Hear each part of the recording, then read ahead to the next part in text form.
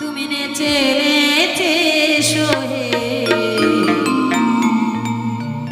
নন্দলালা এসো হে নন্দলালা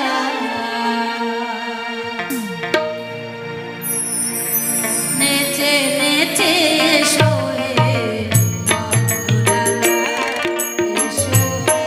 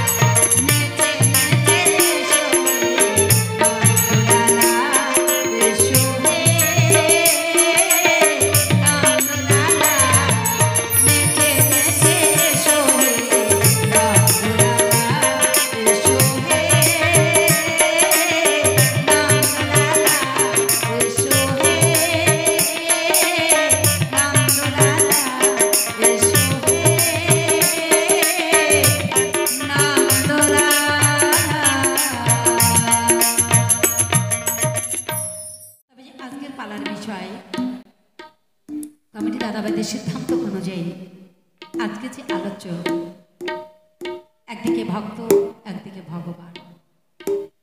তাহলে যেহেতু বাবা আমি একজন নারী, তাই না, আমার বিপক্ষের ভাবক আমার শ্রদ্ধেয় দাদাভাই নির্মল মহাশয়, তিনি হলেন একজন পুরুষ। তাহলে আজকে যে পালার বিষয়, আজকে একদিকে ভক্ত, একদিকে ভগবান, একদিকে ভগবান শ্রীকৃষ্ণ, অপরদিকে নারদমণি। তাহলে যেহেতু আমি মেয়ে ছেলে বাবা, আমাকে তো নারদ সাজালে মানবে না, তাই না, মানবে। তথাপি অভিনয়ের ক্ষেত্রে আজকে এই রঙ্গমঞ্চে যতক্ষণ থাকবো আমি, ততক্ষণ কিন্তু আমি একজন পুরুষ। কি বাবা? কেননা আমরা যখন যাত্রাপালা দেখতে যাই, দেখবেন অভিনয় রঙ্গমঞ্চে দাঁড়িয়ে একটা যাত্রাপালা দেখতে গেলে কেউ রাজার ভূমিকায় অভিনয় করে, কেউ প্রজার ভূমিকায় অভিনয় করে, কেউ ছেলের ভূমিকায় অভিনয় করে, কেউ মায়ের ভূমিকায় অভিনয় করে। যাত্রাপালার অভিনয় শেষ, গ্রিন রুমে গিয়ে বাবা যে রিক্সা চালায় সে যদি যাত্রাপালায় যদি রাজা সাজে, রাজার পাঠ শেষ হয়ে যাবে, গ্রিন রুমে গিয়ে পোশাক খুলে সেই রিক্সাওয়ালার ভূমিকায় আবার দাঁড়িয়ে যাবে। কি বাবা, তাই না? তদ্রূপ আমরা সংসার রঙ্গমঞ্চে যেনারা এসেছি, আমরা আছি, আমরা এই সংসার রঙ্গমঞ্চে বাবা সবাই অভিনয় করে চলেছি। যদি বলেন কেমন?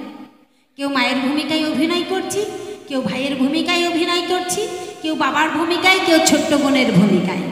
আমার সংসার রঙ্গমঞ্চের অভিনয় শেষ, যেতে হবে বাবা আমাদের আপন দেশ। যে দেশ হইতে আমরা এসেছি সেই দেশে আমাদের যেতে হবে। তাই তো মহাজন সুন্দরভাবে বললেন যে মাটির দেহ মাটি হবে, পুড়ে হবে ছাই, এ দেহ তোর পচা দেহ, গৌরব কিসের ভাই। কি মা, এই মিছে মায়ার দেহটা নিয়ে আমরা এই সংসার রঙ্গমঞ্চের থেকে শুধু অভিনয় করেছি, কত রকম মায়ার প্রভাবে পড়ে আমরা এই সংসারে বসবাস করছি। তাই যতক্ষণ এই রঙ্গমঞ্চে অভিনয় করব, মিনতি পাল নাম বাদ দিয়া এই রঙ্গমঞ্চে ভক্ত নারদ মনে হইয়া আজকে ভগবান শ্রীকৃষ্ণের কাছে কিছু জিজ্ঞাসা যাব, তিনি সঠিকভাবে করে যাবেন সমাধান। তাই গানের সুরে ছন্দে যাব আর ভগবানের কাছে কিছু জিজ্ঞাসামালা করে যাব। দান জয় গুরু জয়। দাও ভাই ভোলা একটা বাউল সুরে টান।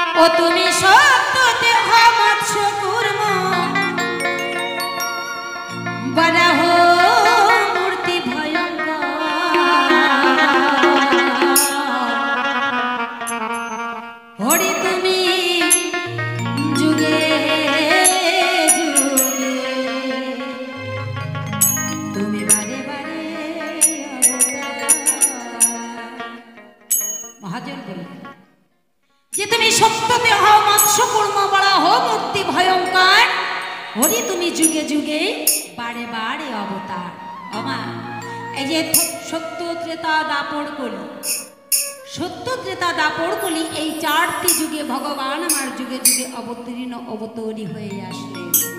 তাহলে সত্যতে ভগবান কি হলেন? মৎস্য কুর্ম রূপটি ধারণ করলেন। হে ভগবান, আজকে আমি ভক্ত নারদ ঋষি হয়ে তোমার কাছে জিজ্ঞাসা করি দান, এই যে সত্যতে দাপড় কলি এই 4 যুগে যুগে তুমি অবতীর্ণ হলে, তাহলে সত্য যুগে তুমি ভগবান হয়ে মৎস্যকূর্ম রূপটি কেন ধারণ করলে? আবার কি হলো? বরাহ মূর্তি মানে শুয়োর। ভগবান কি সেজেছিলেন? শুয়োর সেজেছিলেন। এই হবার কারণটা তোমার কি? তুমি স্বয়ং ভগবান হয়ে শুয়োর রূপ ধারণ করলে, একবার কূর্ম রূপ ধারণ করলে, কিসের কারণ? তাই এটা আমার জিজ্ঞাসা রয়, এটা আমার জানবার বিষয়। কেননা মা ভগবানকে আমি প্রশ্ন করতে চাই না। ভগবানকে প্রশ্ন করা যায় না, যাই বাবা, ভগবানকে প্রশ্ন করা যায় না। ভগবানের কাছে আমি জানতে চাইতে পারি, আমি বুঝতে চাইতে পারি, যেটা আমার জানা নাই, বোঝা নাই, শোনা নাই, সেটা আজকে ভগবান একটু জানবো। তাই তাহলে বলবে তুমি কেন মৎস্যকূর্ম রূপটি ধারণ করেছিলে? তাই এটা আমার জিজ্ঞাসা রয়, সঠিকভাবে বলে যাবে এই সভায়। দাদা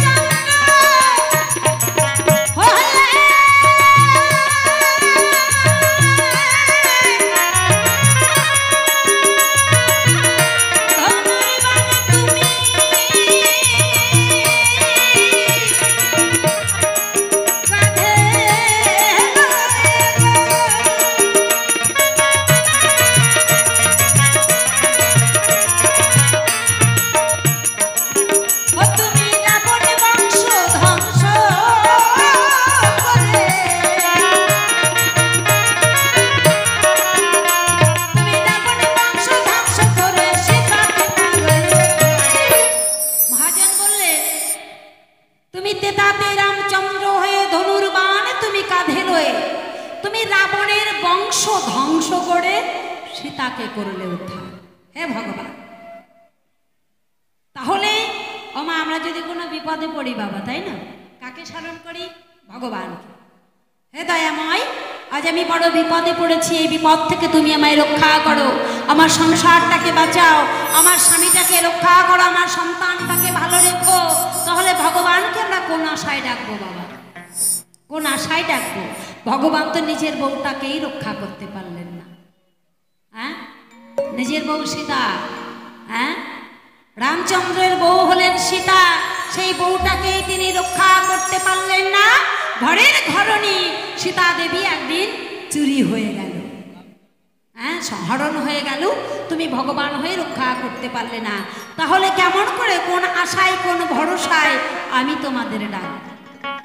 আমরা কোন আশায় ভগবানকে ডাকব? তাহলে তোমার ঘরের বউটা কেন চুরি হয়ে গেল ভগবান? ঘরের বউটাকে কেন তুমি রক্ষা করতে পারলে না? একটু কৃপা করে বলে যাবে, এই সবাই সঠিকভাবে জবাব চাই, জবাব চাবা যাবা।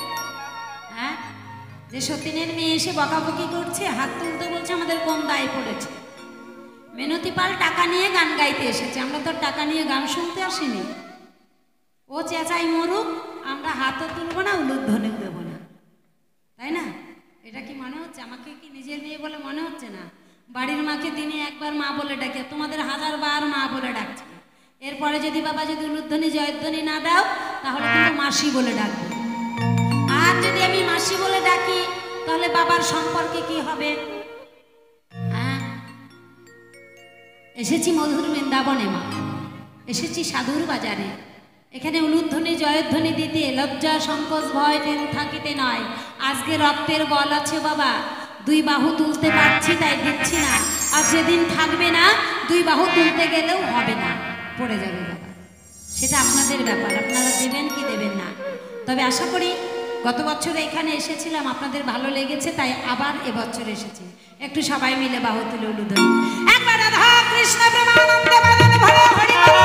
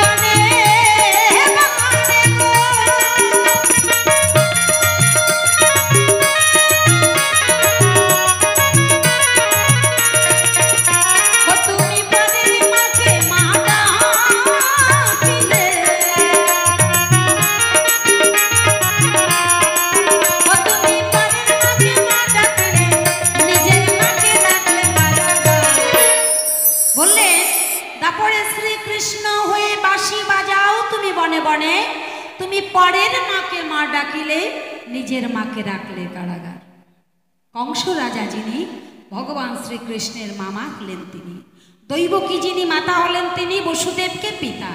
ताहले कंस राजा एकदिन कि करलेन कंसेर कारागारे रेखे दिलेन काके दैवकी के वसुदेव के। सेखाने भगवानेर जन्म हलो कोथाय कंसेर कारागारे। ताहले हे भगवान तुमी स्वयं भगवान हये तोमार जन्म हलो किना कंसेर कारागारे। তাহলে কারাগারে তোমার জন্মটা হবে কেন? বেশ, জন্ম হলো ভালো কথা, যে মা তোমাকে 10 মাস 10 দিন গর্ভে ধারণ করলো, এত কষ্ট করে তোমাকে প্রসব করে পৃথিবীর আলো বাতাস দেখালো, তুমি কি করলে? সেই মা দৈবকীকে কংসের কারাগারে রেখে তুমি কি করলে? নন্দালয়ে গেলে চলে।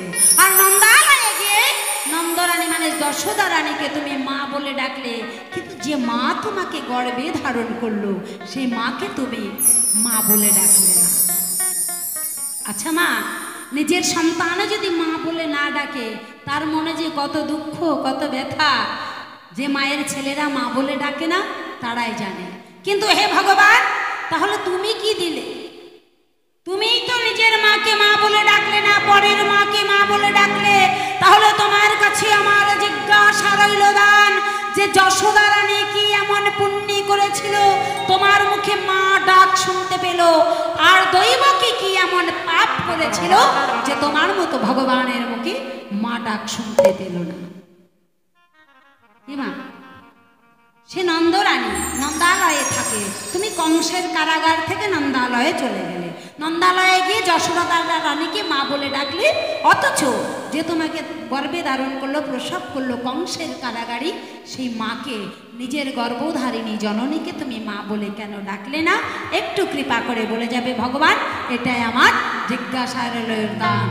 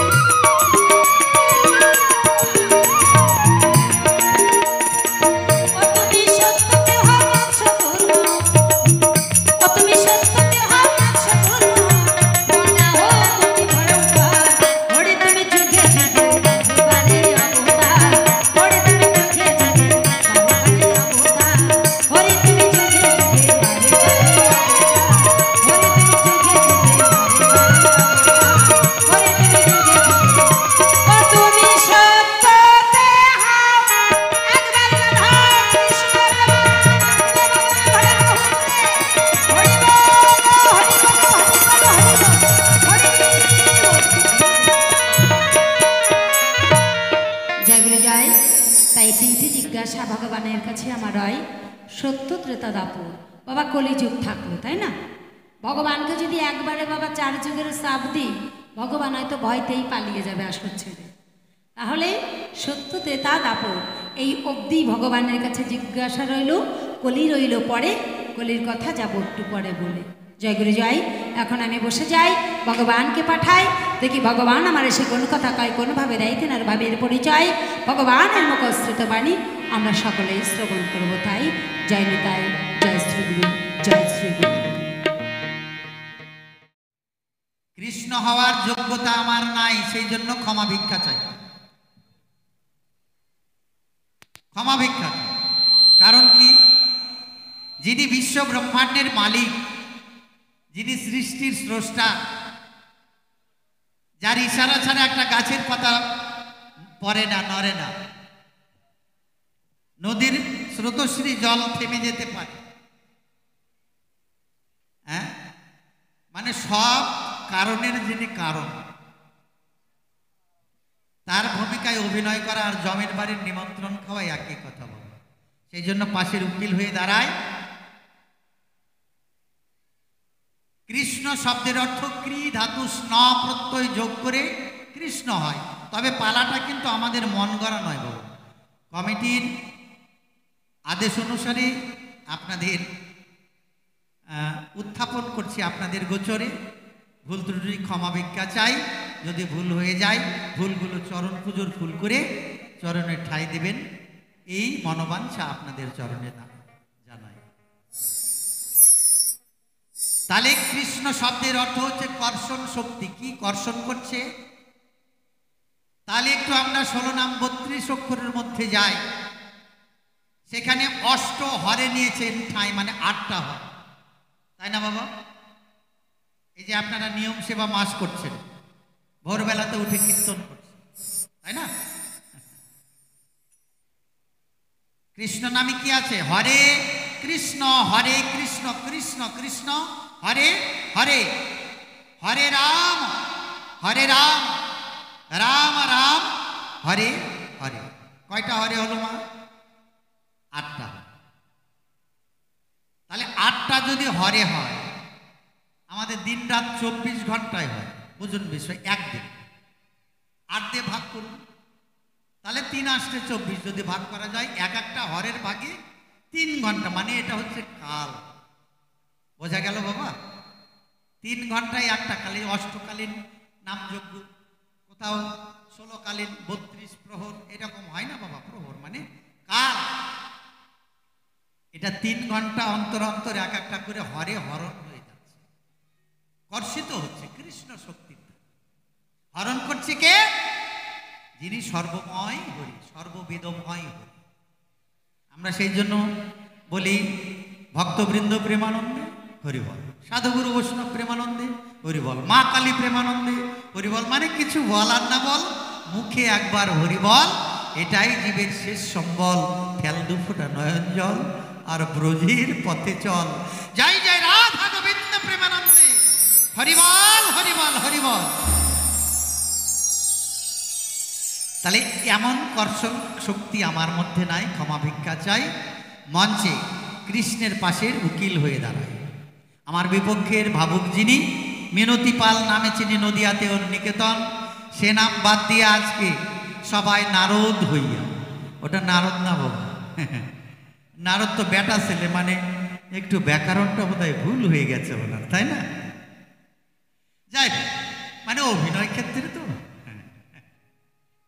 নারদ সেজেছে, আমাকে কৃষ্ণের ভূমিকা দিয়েছে। নির্মল সরকার আমার নাম, কুমারগঞ্জ থানার মমিনপুর গ্রামে আমার নাম। সে নাম বাদ দিলাম, সবাই কৃষ্ণের পাশের উকিল হয়ে দাঁড়ালাম। সঙ্গী সাথী কথা লাভে গানের আয়োজন করো, তবে যা করেছে জিজ্ঞাসাদান, এক এক করে সব কথার করব সমাধান। জিজ্ঞাসাটা কি রেখেছে বাবা? তুমি সত্যতে হও মৎস্য কুর্ম বরাহ রূপে অবতার। মৎস্য অবতার, কুর্ম অবতার, বরাহ, তিনটাই কি অবতার ভগবানের? 10টা অবতার, তাই না বাবা? যাই হোক, অত কথা বলতে না চাই। কি কারণে এরকম রূপ ধারণ করলে? তাহলে ভগবান মৎস্য রূপ ধারণ করেছিলেন যখন অসুরগণ বেদ চুরি করে পাতালে নিয়ে যাচ্ছিলেন। আমাদের নাভির নিচে সপ্ত পাতাল আর নাভির উপরে সপ্ত স্বর্গ। যাই হোক, কত কথা বলতে চাই না, সংক্ষেপে বলছে। অনেক জিজ্ঞাসা করেছে, মাত্র বলে 3খানা বাবা, হিসাব করলে দেখা যাবে 3 হালা জিজ্ঞাসা রেখেছে। 3 হালা মানে বুঝলেন, 3 সারা 12খানা মিনিমাম। বলছে 3টা জিজ্ঞাসা রেখেছে। কল্পনাতে এই সভায় আমি কৃষ্ণের পাশের উকিল হয়ে দাঁড়ালাম। বিপক্ষেতে নারদের কাছে যা জিজ্ঞাসা পেলাম,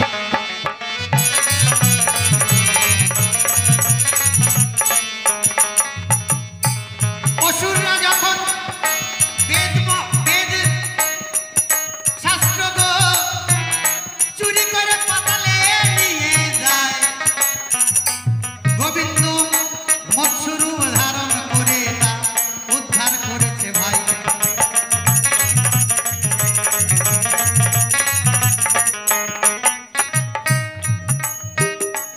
ধরাধাম সৃষ্টির তরে গো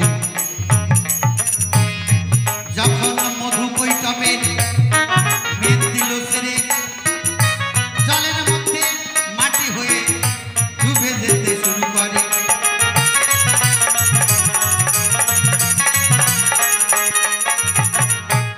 তখন গোবিন্দ আমার পূর্ণরূপ ধারণ করে গো তা পিঠের উপর নেয়, তবু কিন্তু ভার দেখো সামাল হবার নয়।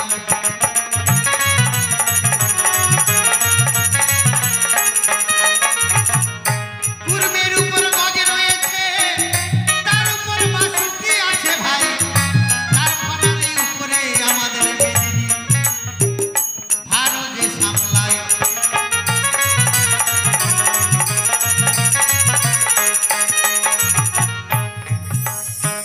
মৎস্যকূর্ম বরাহরূপ কখন ধারণ করলেন? ভক্ত প্রহ্লাদের পিতাকে নরসিংহ অবতার হয়ে মেরেছিলেন হিরণ্যকশিপু, আর হিরণাক্ষকে তখন বরাহরূপ ধারণ করে গো গোবিন্দ করিল নিধন। সত্য যুগের কথায় আমি করলাম বিশ্লেষণ,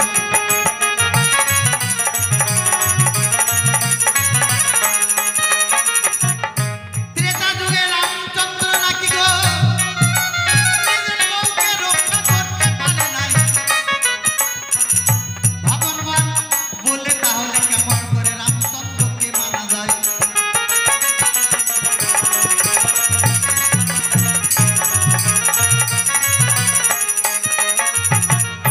ভগবান কেমন করে বলবেন? বলেনি বাবা নারদ মুনি?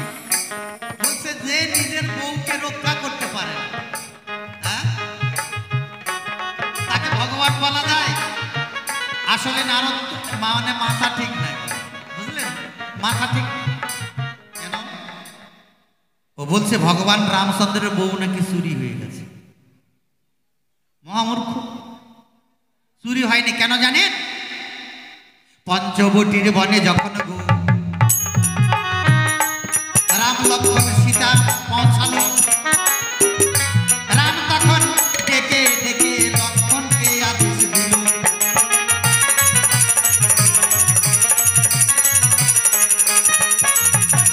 ভাই লক্ষ্মণ তুই আমার কথা নিবি, একটু যজ্ঞের আয়োজন করে দিবি। বলছে দাদা এখন যজ্ঞ?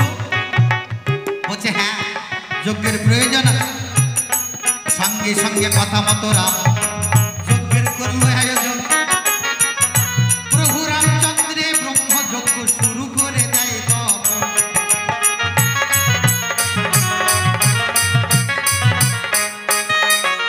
ভগবান রাম নিজে ব্রহ্মার উপাসনা মানে যজ্ঞ করছে। ব্রহ্মা না এসে থাকতে পারে? যিনি শঙ্খচক্র গদাপদ্ম ধারী স্বয়ং শ্রীহরি, তিনি চার অংশে দশরথ রাজার ঘরে জন্ম নিয়েছে। ব্রহ্মা এসে হাজির হয়, বলল পরম পিতা ব্রহ্মা তোমার কাছে নিবেদন রাখতে চাই, আমার অর্ধাঙ্গিনী সীতা তোমার মেয়ে স্বরূপ তোমার কাছে গচ্ছিত রাখতে চাই। বলছে কি রাম তুমি সীতা ছাড়া থাকতে পারবে? বলছে কেন? সীতাকে তোমাকে রেখে দেবো, আমার কাছে ছায়াটা রাখবো, ছায়া সীতা আমার কাছে থাকবে, তাহলে কোনো সমস্যা নাই। বলছে কারণ আচ্ছা এতদিন প্রয়োজন ছিল যার যার সঙ্গে দেখা করার কথা ছিল, যা অস্ত্রবিদ্যা শিক্ষা করার প্রয়োজন ছিল সব করা হয়ে গেছে। এখন আমাদের বিরহ পালা, ভক্ত ডাকছে লঙ্কায়, রাবণ জয় বিজয় স্বর্গের দাড়ি, হ্যাঁ এরা অভিশপ্ত হয়ে আমাকে কত প্রার্থনা করছে, ডাকছে। এখন পতনের মূল কারণ। কাজেই তুমি আমার কথা নিবা, সীতাকে তোমার কাছে গচ্ছিত রাখো। সঙ্গে সঙ্গে ব্রহ্মদেব গো সীতাকে কোলে করলো আশ্রয়। ছায়া সীতা নিয়ে মনে বিচরণ করছে আমার রঘু দয়াময়।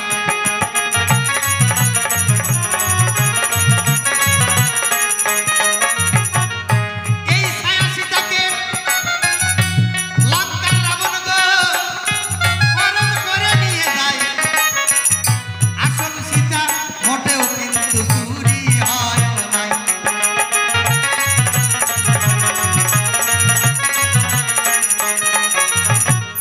তাহলে বলুন সীতা চুরি হয়েছে? হয়েছে বাবা? হয় নাই। কোন সীতা চুরি হয়েছিল? না, ছায়া সীতা। আসল সীতা গচ্ছিত ছিল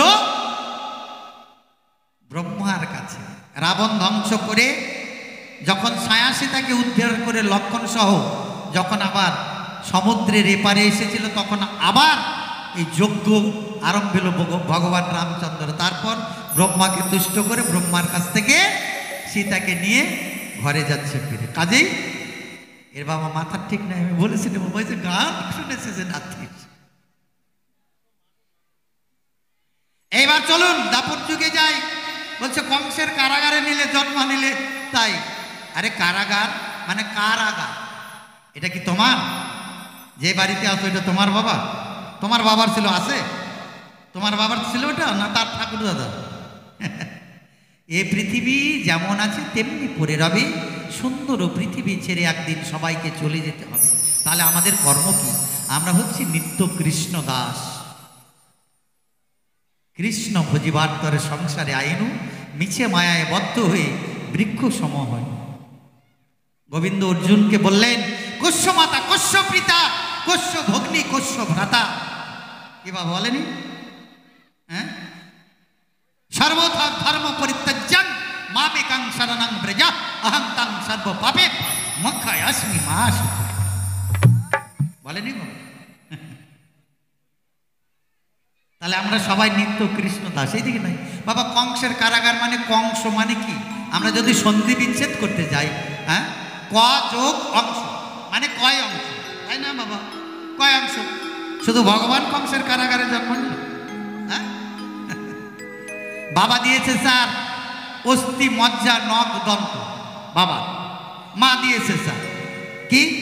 রক্ত মাংস চুল চর্ম। স্যার আর স্যারে 8 অংশ বুঝুন। আর গুরু কয়টা অংশ দিয়েছে? হ্যাঁ, গুরু দিয়েছে 10টা অংশ। 5টা জ্ঞানেন্দ্রিয়, 5টা কর্মেন্দ্রিয়। বোঝা গেল?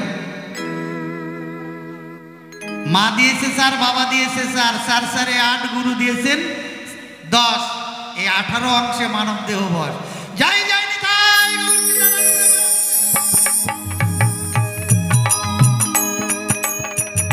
কখনো কিন্তু জনি সম্ভব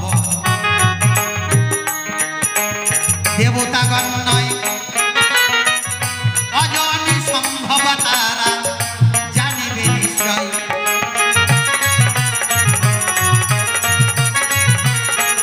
তারা অজনি সম্ভব, জনি সম্ভব।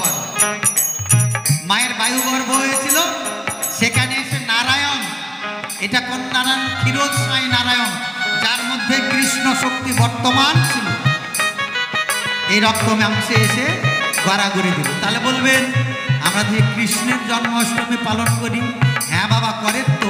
নন্দালয়ে আর একটা কৃষ্ণ জন্ম নিয়েছে। এই নারায়ণকে যখন নন্দালয়ে ওই দৈববাণী শুনে বসুদেব নিয়ে যেতে চায়, যমুনায় পড়ে যায়। মানে যমুনা যখন আর না ছাড়তে চায়, তখন যমুনাকে নারায়ণ দুটো হাত দিয়ে কৃষ্ণ হয়ে, মানে নারায়ণ শক্তি যমুনার কাছে থেকে গেল, কৃষ্ণ শক্তি হয়ে আবার বাবার মাথায় করে নন্দালয়ে গেল।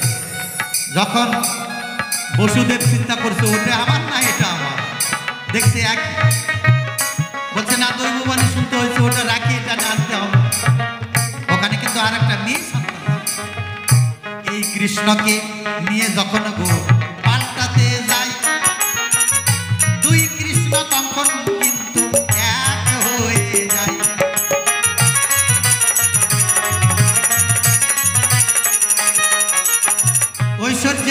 মথুরা যেটা এলো, আর মাধুর্যের কৃষ্ণ বৃন্দাবনে যেটা জন্মেছিল। এই ঐশ্বর্য এবং মাধুর্য দুটো এক হয়ে মেয়ে সন্তানটাকে নিয়ে গেল। এবার বলল, তুমি মাকে মা বলে ডাকো না। আরে মাকে মা বলে ডাকবে কি? কর্মটা তো করতে হবে নাকি? হ্যাঁ, বাপ বাপ কেউ ছাড়ে না বাবা। কেন? এই দৈব কি ত্রেতা যুগে গো ভগবান রামচন্দ্রের মা বিমাতা হয়, মানে সৎ মা বলে আমরা জানি যে সবাই।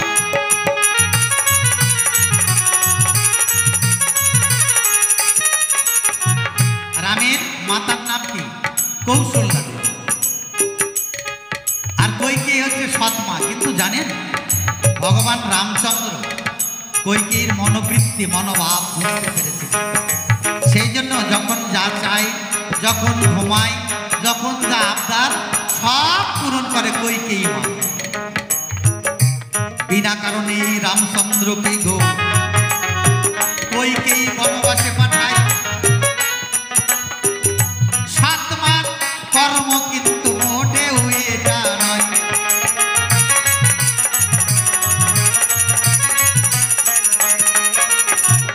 মা হওয়া কি মুখের কথা?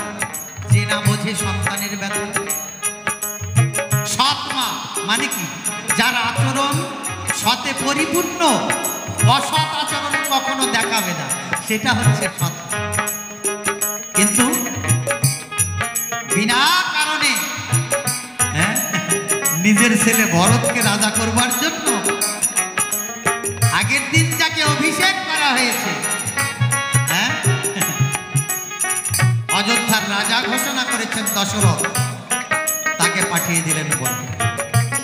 14 বৎসর বনে যাপন করে গো রাবণ মেরে সীতা উদ্ধার করে যখন ফিরে আসে ঘরে, কইকেয়ী চিন্তা করে রামের সম্মুখে এবং দেখাবো কি করে।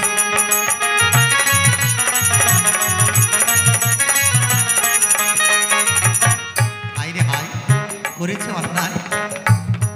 যে সদা সর্বদা আমার কাছে খেতে চেয়েছে, ছোট থেকে বড় হয়েছে, এত আদর দিয়েছি, যত্ন দিয়েছি, স্নেহ দিয়েছি, মায়ের ভালোবাসা দিয়েছি, অথচ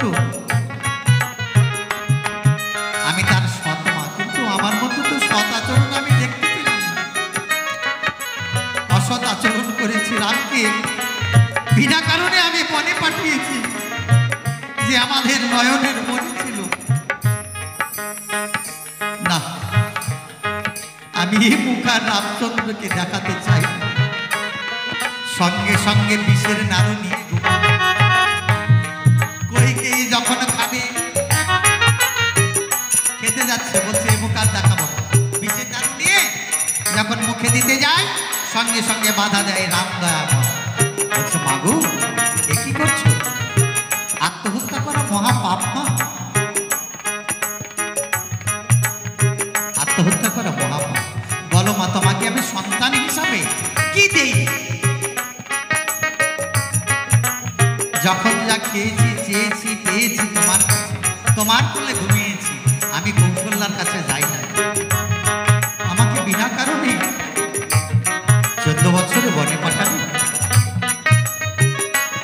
বলছে ওরে রাম, আমি ভুল করেছি বাবা, ক্ষমা ভিক্ষা চাই। বলছে না মা, বুকের মধ্যে পাষাণ চাপা নিয়ে গো 10,000 আয়ু থাকতে আমার পিতা ছেড়ে যায়। নিজের মা জননী কেঁদে কেঁদে অন্ধ হয়ে যায়।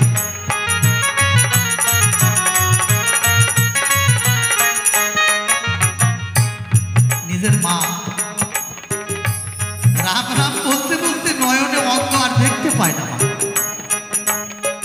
আপনি যখন বেশি কাঁদতে থাকবেন, আপনার অনর্গল যদি চোখ থেকে জল প্রবাহিত থাকে, তাহলে আপনি আর বেশি দিন চোখ দিয়ে দেখতে পাবেন, শুকিয়ে যাবে।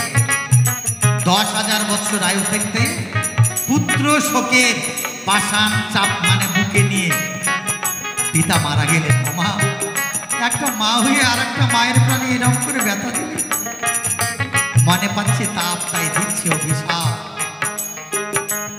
বলছে ওরে রাম, এটা আমার মুখ্য উদ্দেশ্য ছিল না, ভারতকে রাজা করার আমার মুখ্য উদ্দেশ্য নয়। আমি যখন গ্রামের মধ্যে বেরোই সকলে আমাকে রামের বিমাতা বলে, কেউ মা বলে না, সেই জন্য আমার ক্রোধ জন্মেছিল, তাই তোকে বনে পাঠিয়েছে বাবা। বলে বেশ, একটা মা হয়ে আর একটা মায়ের প্রাণে যেমন করে ব্যথা দেবে এমনটা তুমি ফিরে পাবে। পাপ করেছে, আগত 3 জন্ম তোমার গর্ভে গো সন্তান হয়ে যাব, বারবার করে তোমাকে ছেড়ে আমি অন্য মায়ের কাছে যাব।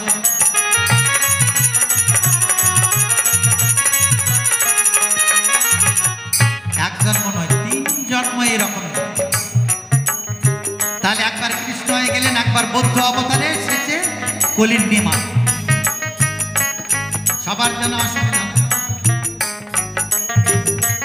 পাষাণ কেন চাপা দিয়েছিল দৈবকে এবং বসুদেবকে? ওই যে বুকে মানে সন্তান বিয়োগের পাষাণ নিয়ে রাজা দশরথ মারা গেছে। হারাম হারাম বলতে বলতে মা জননী কৌশল্যা দেবী অন্ধ হয়ে গেছে, বুকের মধ্যে পুত্র শোকের পাষাণ। সেই জন্য এই নিস্তার নাই পাপ, পাপ কেউ ছাড়ে না ভাই। এই কারণে তাদের কারাবাস করতে হবে। বোঝা গেল বিষয়? এবার কি কারণে যশোমতি পায়? পূর্বজন্মে এই নন্দ যশোদা গো ছিল ব্রাহ্মণ আর ব্রাহ্মণী, নাম ছিল তাদের দেখো ধরা এবং দ্রোণী।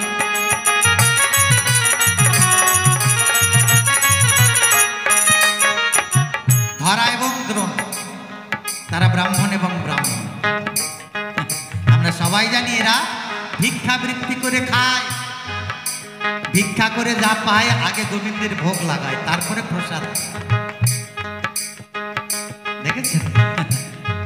নারদ, এই নারদ বেটা বড় ঠেটা, একদিন মুখে হাসি নিয়া বিনা বাজাইয়া নারায়ণ নারায়ণ গাইয়া বৈকুণ্ঠে যায়। মুচকি হাসি তার মুখে আভা দেখা যায়, নারায়ণ দর্শন। কি ব্যাপার, তোমার মুখে এরকম মুচকি হাসি কেন নারদ? কোনোদিন তো দেখি নাই। বলছে প্রভু, আমার মতো বড় ভক্ত ত্রিজগতে নাই, স্বর্গ মর্ত পাতাল কোথাও খুঁজলে পাওয়া যায় না। বলছি কেন? বলছে আমি বড় সৌভাগ্যবান, হ্যাঁ, মুখে করি নারায়ণ আর বিনাতে গাই কৃষ্ণ নাম। দেখেছে? বলছে চলো, মানে অহংকার হয়েছে।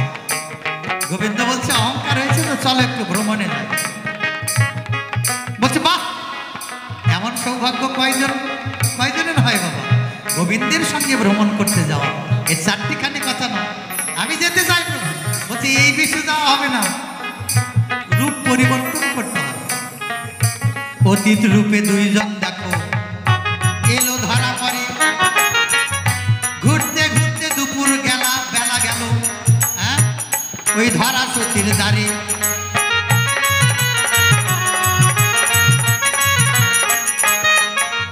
ধরা সতীর দ্বারে দুপুরে ঘুরতে ঘুরতে ক্লান্ত পরিশ্রান্ত 2 জন শরীর নিয়ে দাঁড়িয়ে বলছে মাগো, মা, আমার বাড়িতে কেউ আছো মা? বলছে কে বাবা তোমরা? বলছে আমরা 2 জন অতীত। বলছে কেন বাবা? বলছে আমরা দুপুরবেলা বড় ক্ষুধার্ত মাগো, একটু খেতে চাই, একটু যদি কিছু খাবার পাই। বলছে এসো বাবা এসো। সত্যি আমি ভাগ্যবান, পরম সৌভাগ্য করে করুণা করে গোবিন্দ 2 জন অতীতকে পাঠিয়ে দিয়েছে। যাই যাই রাধা গোবিন্দ প্রেমানন্দে, হরিবল হরিবল।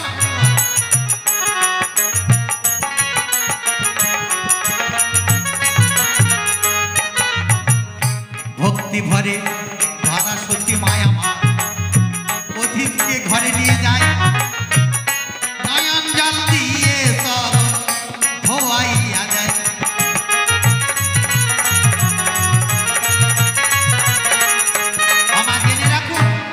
বাড়িতে গুরুদেব এসেছে, আপনার গুরু স্থানীয় কেউ এসেছে, তার চরণ ধৌত করতে চান, নদীর জল পুকুরের জল টিউবওয়েলের জল ইন্দ্রার জল দিয়ে হবে না, কি দিতে হয় জানেন?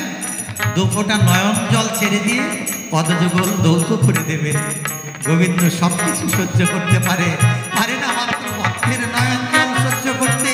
তাই গোবিন্দ আমার ভক্তের নয়ন জলের জন্য পাগল। যখন গৃহে প্রবেশ করেছে নারদ চিন্তা করছে, আই সর্বনাশ, এ আমরা কোথায় এলাম? হ্যাঁ, যে নয়ন জল দিয়ে পদযুগল সেবা করে দিচ্ছে, কেশ অগ্র দিয়ে চুল দিয়ে পা মুছে দিয়ে বসতে দিয়ে বলছে, বাবা তুমি একটু অপেক্ষা করে আমি গৃহে যাব, আর রন্ধনশালায় রন্ধন করে তোমাদের খেতে বসতে দিয়ে ধরা মাই আমার রন্ধনশালায় যাই। রন্ধনশালায় রন্ধনের জোগাড় করতে লাগলো ভাই।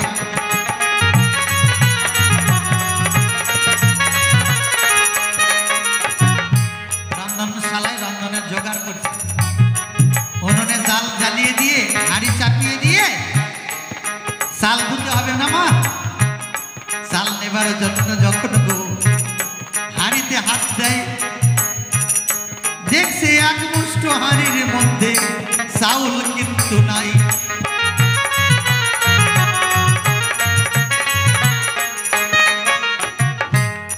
হে ঠাকুর, তুমি আজকে আমাকে কোন পরীক্ষায় ফেললে? আমার মনে বড় আনন্দ হয়েছিল, দুটো অতীত সেবা দেব। হ্যাঁ, স্বামী গেছে ভিক্ষায়, কখন আসবে তার ঠিক নেই। এদিকে দ্রোণ ব্রাহ্মণ কি করেছে? ভিক্ষাং দেহি মাতো বলে গো, যেই গৃহের সম্মুখে দাঁড়ায় দূর দূর করে সেবায় আমার ব্রাহ্মণকে তাড়িয়ে বটে দেয়।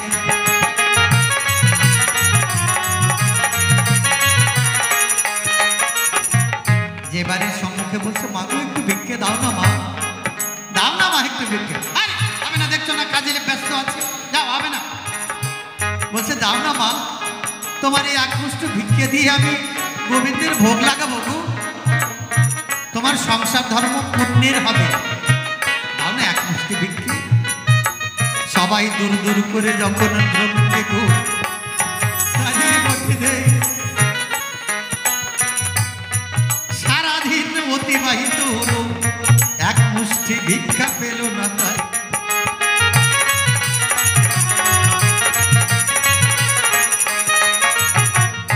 বলছে, ওগো দয়াময়,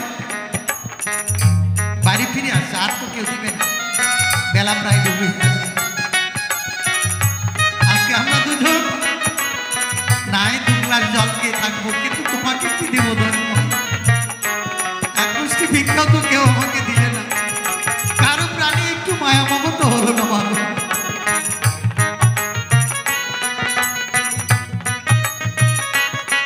এক গ্লাস জল আর তুলসী পত্র তোমার পদে নিবেদন করি, এই প্রসাদটুকু খেয়ে আজকে পার করবো ঠাকুর, তুমি দুঃখ পেয়ে না।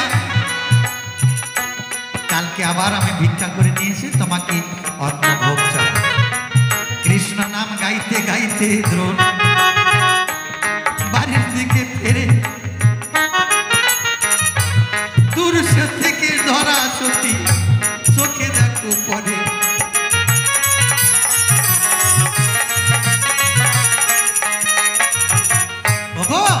এসেছো, তাড়াতাড়ি এসো না, এসো না, তাড়াতাড়ি এসো, জানো আজকে দুজন অতিথি এসেছে, সেবা দেবো, এসো তাড়াতাড়ি এসো। সেই দুপুর বেলা এসেছে গো, তাদের বড় ক্ষুধা পেয়েছে, ক্ষুধা লেগেছে, তাড়াতাড়ি এসে দাও ভিক্ষার জলাটা। যখন নিতে গেছে ঠস করে উঠেছে, ওর মধ্যে তো চাল নাই না। বলছে, কি গো, এমনটি তো তুমি কোনোদিন করো না, আজকে চালগুলো বিক্রি করে দিলে? আয় আয়, তুমি কোন সর্বনাশ করেছো গো, ছি, এমন করাটি তোমার ঠিক হয় নাই। নয়ন জল ছেড়ে দিয়ে তখন কহিতে লাগিল, গ্রামের মধ্যে একজনেও আমায় ভিক্ষা নাহি দিব।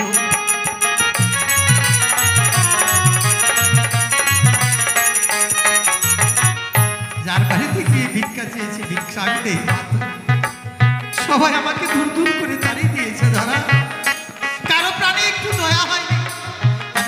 দাও না গো, তোমার এই এক মুষ্টি চাউল দিয়ে আমি গোবিন্দের ভোগ লাগিয়ে তারপরে প্রসাদ পাবো, আমরা তো যোগ্য, দাও না। কারো প্রাণে একটু দয়া হয়। বলছে বেশ, তুমি তো চেষ্টা করলে পারলে না, এবার আমি চেষ্টা করি। ধরাসতী স্বামীকে বসতে দিয়ে সেবা দিয়ে গো পাড়ার মধ্যে যায়। বলছে ও গো দিদি, তোর কাছে একটু ভিক্ষায় আমি চাই।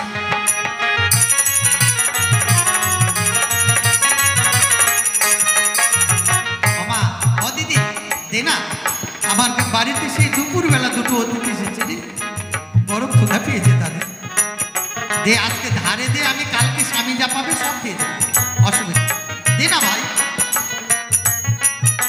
বলছে আজকেই যার নাই, কালকে দেওয়ার মুরত হবে, হবে না, যা। ধরাসতী এমনি ভাবে যত ধারে যায় সবাই দেখো দূর দূর করিয়ে দাঁড়িয়ে বটে দেয়।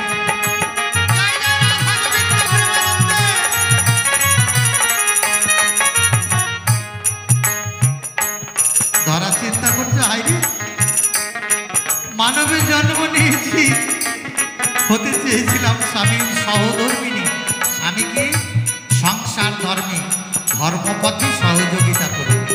যে মায়েরা স্বামীকে ধর্মপথে সহযোগিতা করে সে হয় স্বামীর সহধর্মিনী। বড় আশা ছিল, আর হতে পারল না। যদি এই জীবনে দুটো অতীত সেবা না দিতে পারি, তাহলে এই জন্ম রেখে লাভ কি?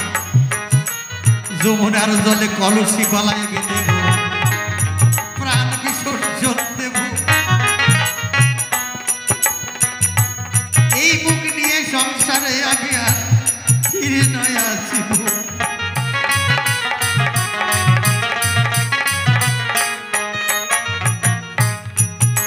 ধরা কি করলেন?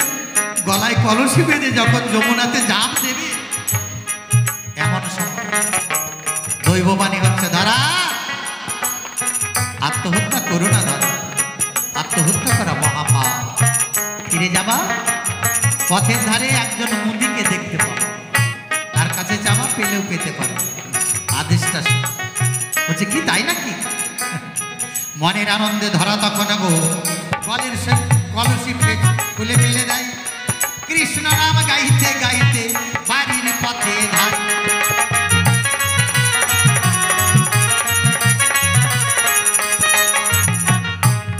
যাই দেখতে সত্যি পথের ধারে একজন মোদি বসে আছে। মোদি ভাই, মোদি ভাই দাও না ভাই, আমি তোমার কাছে ধারে আজকে কিছু জিনিস চাই, আমার ঘরে দুজন অতিথি এসছে, তাদের সেবা দিতে চাই। বলছে আমি দোকানদার, ব্যবসা করতে এসেছি লাভের আশা, ধারে তো দেওয়া যাবে না, কিছু বাধা দাও। বলছে কি আছে গো?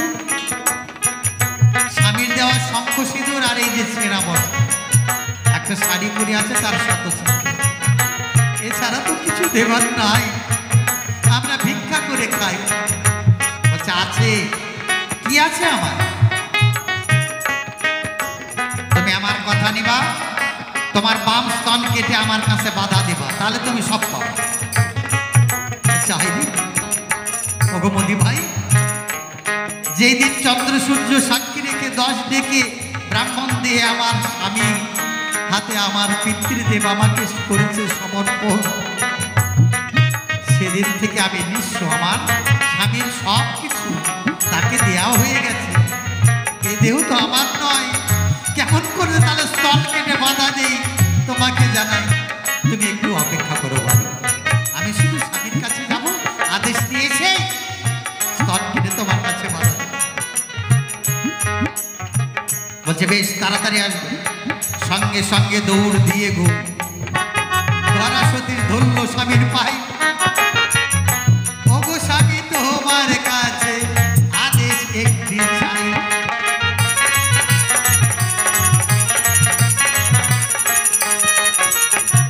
কি আদেশ নেবে ধরা?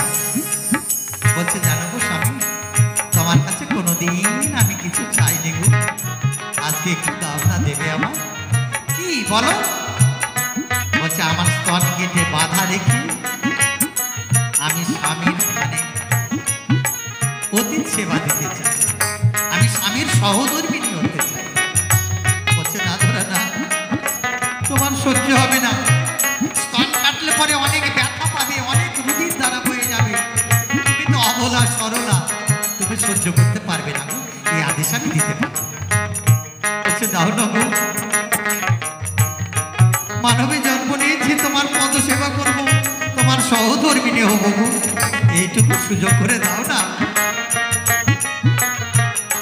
কান্নাকাটি করে আদেশ নিয়ে সঙ্গে সঙ্গে মুদির কাছে গেল, বললো মোদি ভাই দাও একটা ছুরি দাও, স্তন কেটে দিতে চাই, অসুবিধা। মোদির কাছ থেকে ছুরি নেওয়া, সঙ্গে সঙ্গে বাম স্তন কাটিয়া মোদিকে দেয়। মোদিকে যখন দেয়, কাটলে পরে সঙ্গে সঙ্গে রক্ত ধরে, দর দর করে রক্ত ধরে ধরা মায়ের পশন ভিজে যায়। বলে ও গো মোদি, তাড়াতাড়ি আমায় করজ দেওয়া চাই।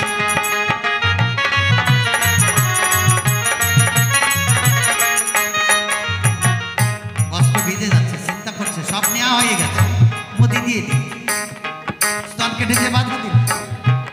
চিন্তা করছি এই অবস্থায় যদি আমি যাই স্বামীর কাছে, তাহলে রান্না করে যখন দিতে যাব তখন তো অতিথিরা সেবা নেবে না, কারণ আমার রক্তাক্ত দেহ,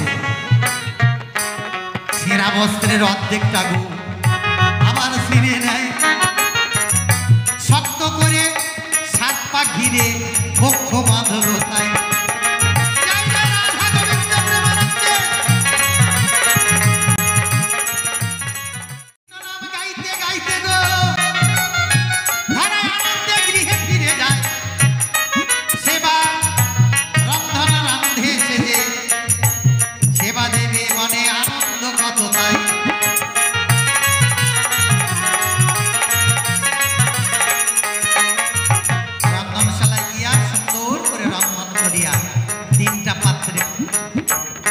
তিনটা পাত্রে পারস করে দিয়েছে, সবার দক্ষিণে স্বামীকে দিয়েছে। কেন? সতীর দেবতা পতি, সতী অনুসূয়া এমন সতী ছিল, এই পতির সাধনা করে ব্রহ্মা বিষ্ণু মহেশ্বরে 3 জন এসেছিল ঘরে তাকে পাবার পরে, শেষে সন্তান হয়ে তার স্তন দুগ্ধ খায়। তাহলে চিন্তা করুন কত শক্তি আছে সতীর স্বামীর পায়।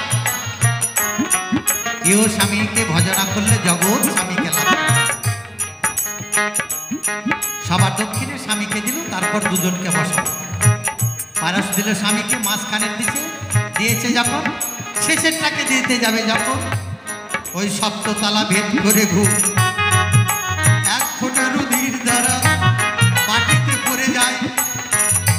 অজিত ঠাকুর ক্রোধে ক্রোধান্বিত হয়ে সম্মুখে দাঁড়ায়।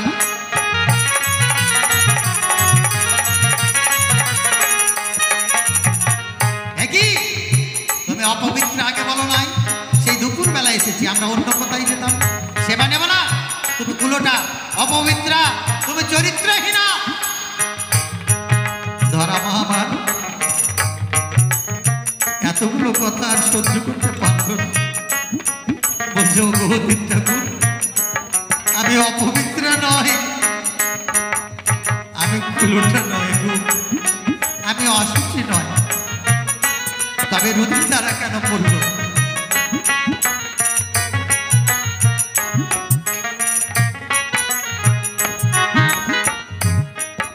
বলছে কেন বললো দেখবি?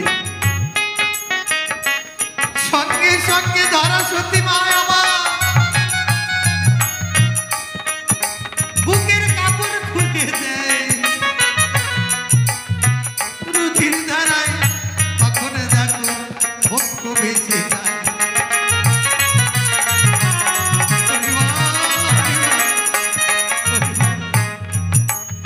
মায়ের রক্তে কাপড় বেঁচে যাচ্ছে, বলছি ওগো একই আমা তোমার স্তন যে কাটা? বলছে হ্যাঁ বাবা, আমি স্তনের বিনিময়ে তোমাদের সেবা করেছি আয়োজন, দয়া করে সেবা তোমরা করিবে গ্রহণ।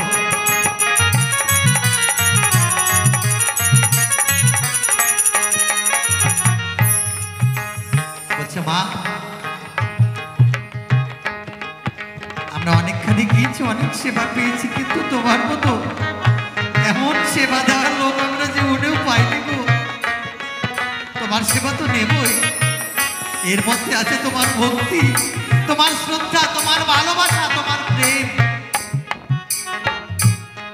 সেবা গ্রহণ করে গোবিন্দ আমার উঠিয়া দাঁড়ায়, তুষ্ট হয়েছি মা তোমার সেবায়, বর দেব তাই।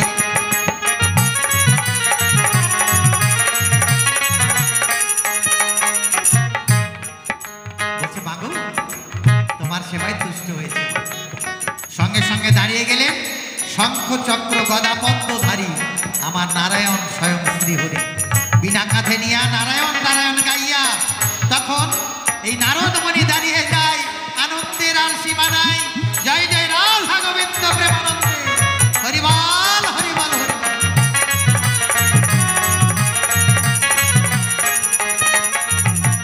বলছে মাগো এই যে সেবা দিলে তোমাকে বর দেব।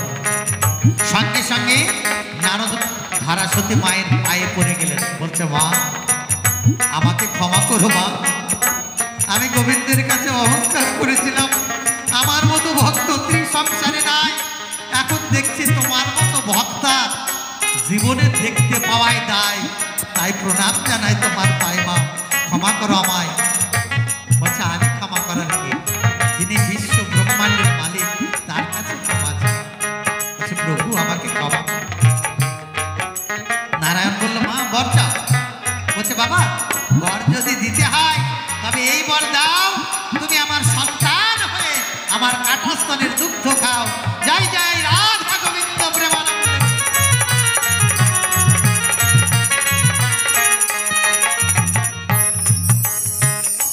এই অতীত সেবা দিয়ে কিন্তু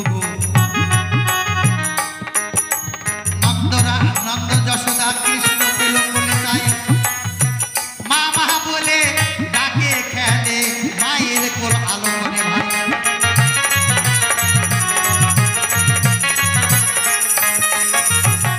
আমার কিছু দিলে কিছু পাওয়া যায়। আপনাদের একটি বিনম্রভাবে প্রার্থনা জানাবো, দুপুরবেলা যদি কোনো অতিথি আসে, আপনি খেতে বসেছেন, ধরুন সকলের খাওয়া হয়ে গেছে, আপনি অবশিষ্ট রয়েছেন, বাদ আছে, খেতে বসেছেন, সেই সময় দরজায় যদি এসে কেউ বলে মাগো একটু অন্ন পেতে চাই, আপনি হাতটা ধুয়ে, সেবা তো এখনো নেটও হয়, আপনি ওখান থেকে অর্ধেকটা অতিথিকে দেবেন, দিয়ে সেবার দক্ষিণা দেবেন। সংসার ধর্ম বড় তখনই হয় যদি সেবাটা সঠিক জায়গায় দেওয়া যায়। অতীত সেবার জন্য যারা করবেন তার মনোবাঞ্ছা পূর্ণ করবে দয়াল ভগবান।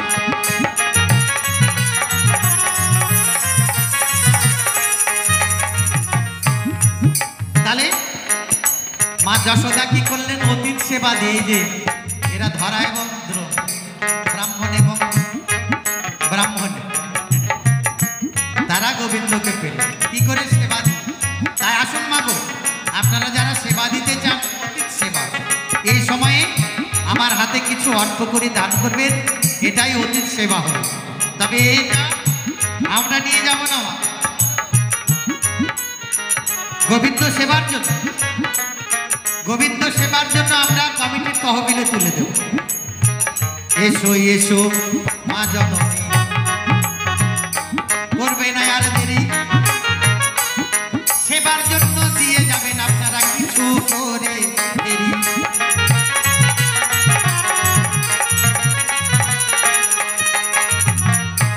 এক মা জননী সবাই এসে 10 টাকা করল দান, মনোবাঞ্ছা পূরণ করবে দয়াল ভগবান।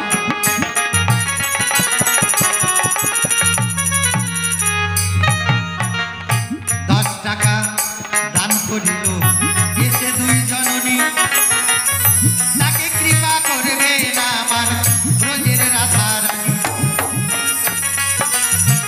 এসো মাগো এসো, সবাই এসো, যার যা সাধ্য দান করবে মাগো। দিতে হয়। ওমা এটা আপনাদের মঙ্গলের জন্য, এসে স্বামীর কিছু কিছু মঙ্গলের করে জন্য, পরিণাম করবে, সন্তানের মঙ্গলের জন্য, হ্যাঁ, শ্বশুর শাশুড়ির আত্মার শান্তি কামনার জন্য আপনারা যে মনোবাঞ্ছা নিয়ে দান করবেন গোবিন্দ অবশ্যই পুরাবে।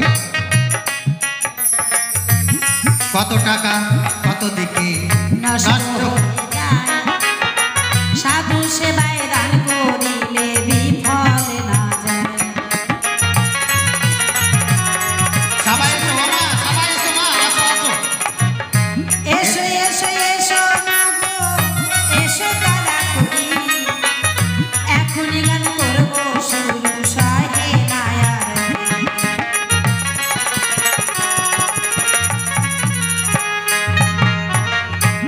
আর এক মা জননী সবাই এসে গো 10 টাকা করলো দান, মনোবাঞ্ছা যেন আমার গোবিন্দ পুরাণ।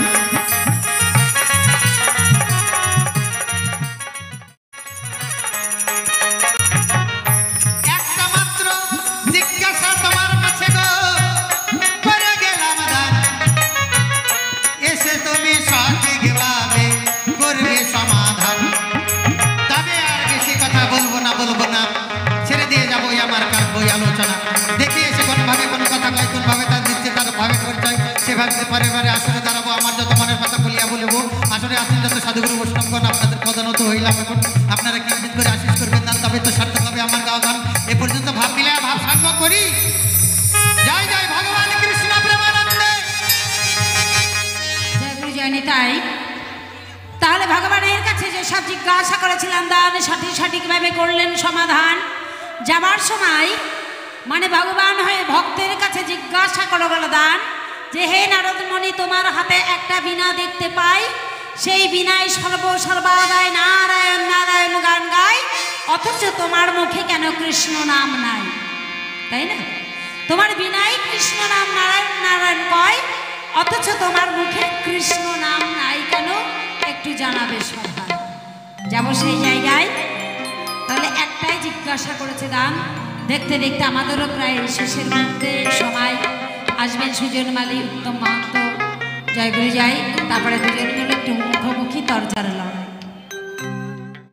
শোনো শোনো ও ভগবান, আমি তোমারে জানাই, কেনই আমার মুখে কৃষ্ণ নাম নাই জানাবো সবাই।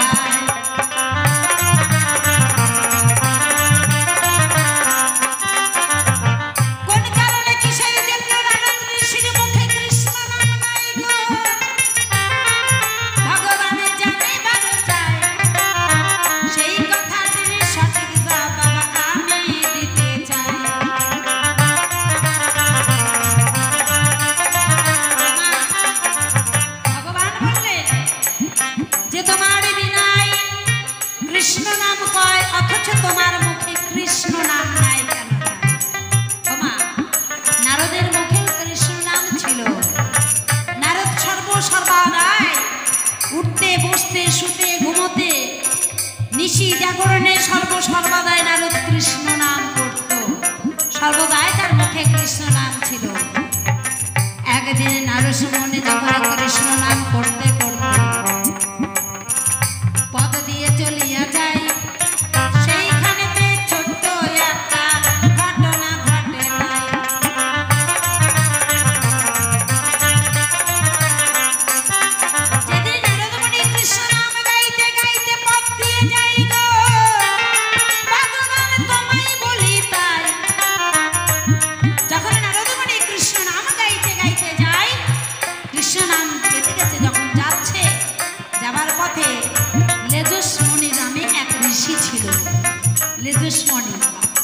তার লেজটা ছিল বড় লম্বা। ওই লেজসমণি ঋষি কি করছিল? ধ্যান করছিল বনের মাঝে, বসে বসে ধ্যান করছে।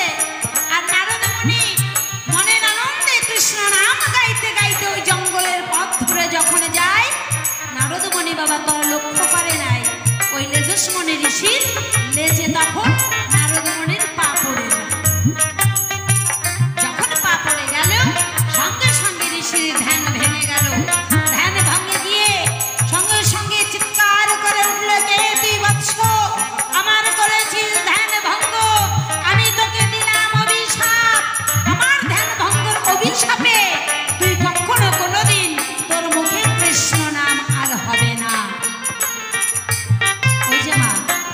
ঋষির অভিশাপ, ঋষির অভিশাপে সেদিন থেকে নারদ মনের মুখে কৃষ্ণ নাম নাই। সেই দিন থেকে ঋষির অভিশাপে গো নারদ মনের মুখে কৃষ্ণ নাম নাই।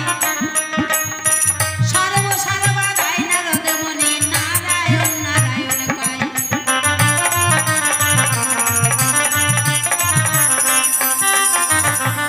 এই তো তোমার কথার কথা, কথাই মিটে গেল।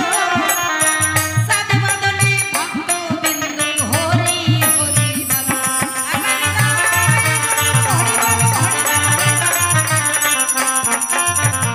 দেখতে দেখতে আমাদের সময় বহিয়াছে যায়। পরবর্তী শিল্পী এসে গান শোনাবে তাই।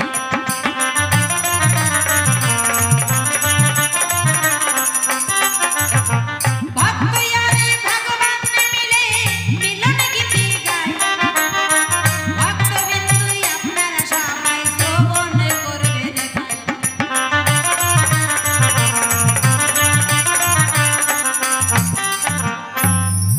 তাহলে জিজ্ঞাসা ছিল গান যে হে নারদমণি তোমার মুখে কৃষ্ণ নাম নাই কেন? তাহলে প্রশ্নের উত্তর করলাম। এবার দুজন মিলে এবার আমরা একটু মিলনের দিকে যাব। পরবর্তী শিল্পী আসবার সময় হয়ে গেছে, তারাও আসবে। এবার ভক্ত আর ভগবানে যে মুখোমুখি তরজার লড়াই, সেইখানে দিকে একটু আমরা যাই। জয় গুরু জয়। ও যেমন লোহার সঙ্গে কাষ্টের পিরিত, দেখো জলে ভাসে দুই জোনা। কৃষ্ণ প্রেম সবাই জানে না।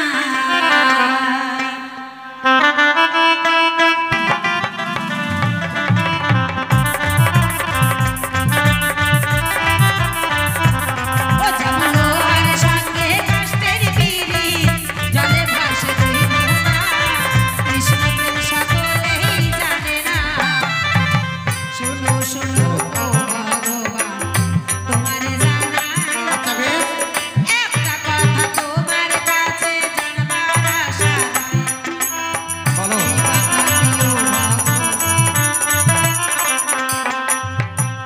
এই কথাটিও ভগবান আমি তোমার কাছে জানতে চাই।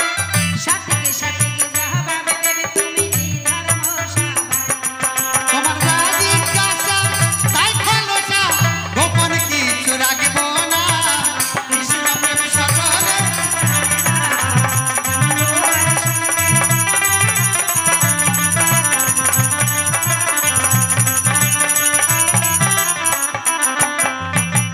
জিজ্ঞাসাটা কোথায়? ও মা, ভগবানের মাথায় একটা ময়ূরের পাখা দেখা যায়, যায় না? আছে। দাঁড়াও, আরে অল্প বাজা, বেশি বাজালে মনে হচ্ছে বেশি পয়সা দিয়ে দেবে কমিটি। যা কন্টাক্ট হয়েছে ওটাই দেবে। মানে আপনারা তো গোবিন্দ পূজা করেন, করেন না? বাড়িতে রাধাকৃষ্ণের ছবি আছে, দেখবেন কৃষ্ণের মাথায় একটা ময়ূর পালক আছে, আছে না? তাহলে হে ভগবান তোমার কাছে জানতে চাই, পালক কারা দেয়? পাখির পালক ডালপালা কারা দেয় গো? যারা আদিবাসী তারা একটু পাখির পালক দেয়, ডালপালা দেশে যে নাচুগুচু করে, তাই না? তাহলে তুমি স্বয়ং ভগবান, তুমি আবার কোন জাত যে তুমি পাখির পালক দিয়ে সুন্দরভাবে সেজে গুজে ঘুরে বেড়াও? তাহলে তুমি কোন জাতের মধ্যে পড়লে, কি জাতের মধ্যে পড়লে সেটা তো আমার জানা নাই। একটু কৃপা করে বলবে সবাই। আমি যে জানি তুমি রাজপুত্র, কি তুমি রাজার ছেলে, রাজপুত্র, তোমার মাথায় কেন থাকবে স্বর্ণ মুকুট? থাকবে পাখির পালক কেন? মুকুট তো আছে, দেখতে পাও না? তা পালক আবার কিসের জন্য একটু ডিজাইন করা হয়েছে? ওটা কোন ডিজাইন? ও শুনবে, হ্যাঁ, এই কথাটি তোমার কাছে জানতে বটে চাই। আর সঠিক সঠিক জবাব দেবে আমার কৃষ্ণ দয়াময়।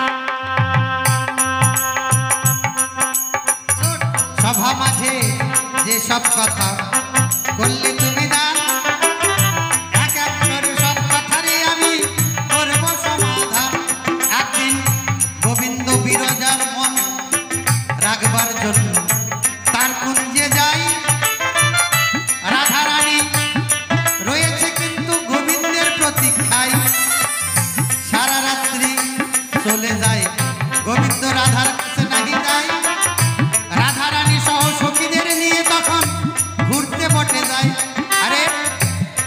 ব্যাপার, গোবিন্দ তো আমাদের গ্রামে এসেছে, কৃষ্ণের গায়ের গন্ধ গোপীগণ এবং রাধারানী বুঝতে পারতেন।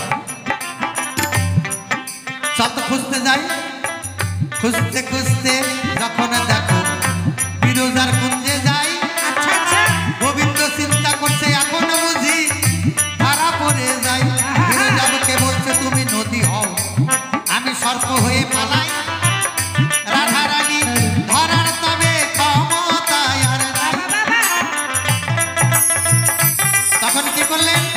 বিরজার সঙ্গে সঙ্গে নদী হলো, নদী হয়ে প্রবাহিত হচ্ছে, আর গোবিন্দ তার উপর দিয়ে একটা সাপ হয়ে পালাচ্ছে। সখীরা রাধারানীকে কয় দেখ ওই যে গোবিন্দ সাপ হয়ে পালায়, ধর। ওতে কেমন করে ধরবো?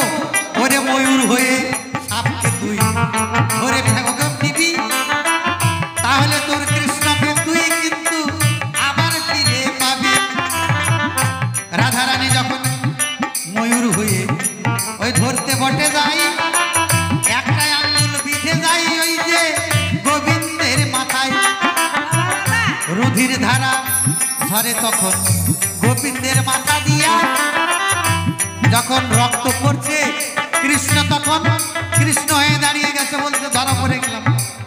রাধারানী বলছে ওগো দয়াময়, এমনটি আমি করতে চাইনি, আমার জীবনের থেকে তোমাকে বেশি ভালোবাসি, আজকে তোমাকে আমি ক্ষতবিক্ষত করে দিলাম, তোমার রক্ত বইয়ে দিলাম, প্রভু আমাকে ক্ষমা করো। এখন কি হবে উপায়? কি করলে তোমার মাথার রক্ত বন্ধ হবে আমাকে জানাবে। তাই বলছে শোনো শোনো রাধারানী, তুমি আমার কথা নেবে, তোমার পুচ্ছ থেকে একটা পালক